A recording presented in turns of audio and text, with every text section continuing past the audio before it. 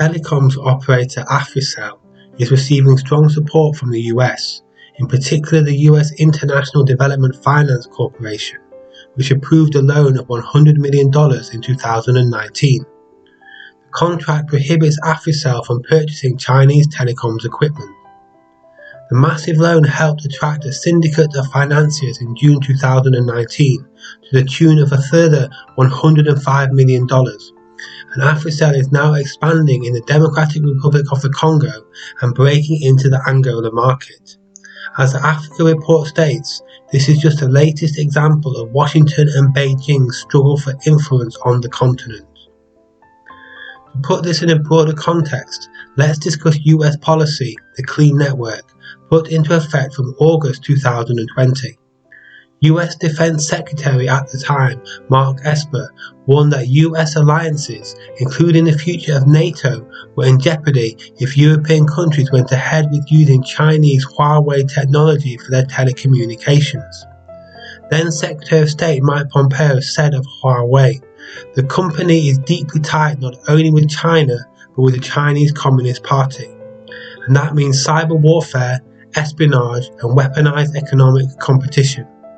This was an important battle between America and China, capable of reshaping the world order in a significant way." At conception, 91 countries had signed up for Huawei's 5G technology, 47 of them from Europe. By the time the baton was passed to the Biden administration just half a year later, Clean Network had been rolled out in 60 countries, representing 2/3 of the world's GDP. And Huawei's 91 5G deals had dwindled to less than a dozen. The Wall Street Journal called the Clean Network an undisputed success and perhaps most enduring foreign policy legacy of the Trump administration. To watch an amazing documentary on the Clean Network, see the link below this video. Meanwhile, in Africa, China has been living up to its reputation as a world leader in economic espionage and foreign influence operations. According to the Heritage Foundation, Chinese companies have constructed or renovated at least 186 sensitive African government buildings. This includes the African Union headquarters in Ethiopia, which it turned out were bugged. Widely reported in news outlets such as Le Monde and Quartz Africa back in May, China built a backdoor into the computer network. Technicians became suspicious when they noticed a power surge near midnight every night when the systems were supposedly dormant. Investigation revealed that confidential information was being transferred to servers in Shanghai. An indication of how entrenched Chinese telecommunications are in Africa, even after this serious espionage incident, the African Union renewed its alliance with Huawei. This involved building 5G networks, artificial intelligence, and cloud computing, among others. Overall, at this time, Chinese companies were responsible for developing 70% of Africa's 4G networks, according to the Epoch Times. A big change came at the Group of Seven (G7) meeting of foreign ministers in early May this year, where the United States and its allies began to take measures to counter China's ambitious strategic expansion in Africa, as reported by the Epoch Times.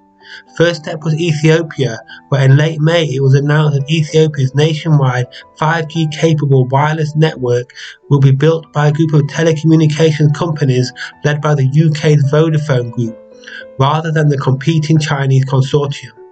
The multi-billion-dollar project was run by the Western Consortium with financial backing from the US Agency for International Development. The agency offers low-interest loans that come with a condition: the money cannot be spent on China's Huawei or ZTE. However, it is worth noting that this deal is not set in stone, as the Biden administration has many concerns about human rights atrocities committed in the current war against Tigray rebels, which could jeopardize the breakthrough telecommunications deal in Ethiopia. Back to Africell. As the Africa Report states, the US government seems to have decided to make the Telecoms Group one of its tools of economic influence in Africa. To this end, Peter Pham, former US Special Envoy for the Sahel, was appointed to the Africell board in June 2021. His role is to help finalize the contract with the US International Development Finance Corporation and to open doors to countries on the continent that want to get closer to Washington. The Democratic Republic of the Congo, DRC, with 80 million inhabitants, is one of these countries. Africell is now in a position to upgrade its existing network and enter 2 new provinces, doubling the size of the network in Congo. Africell was also awarded the operator's license in Angola, with a market of nearly 33 million people.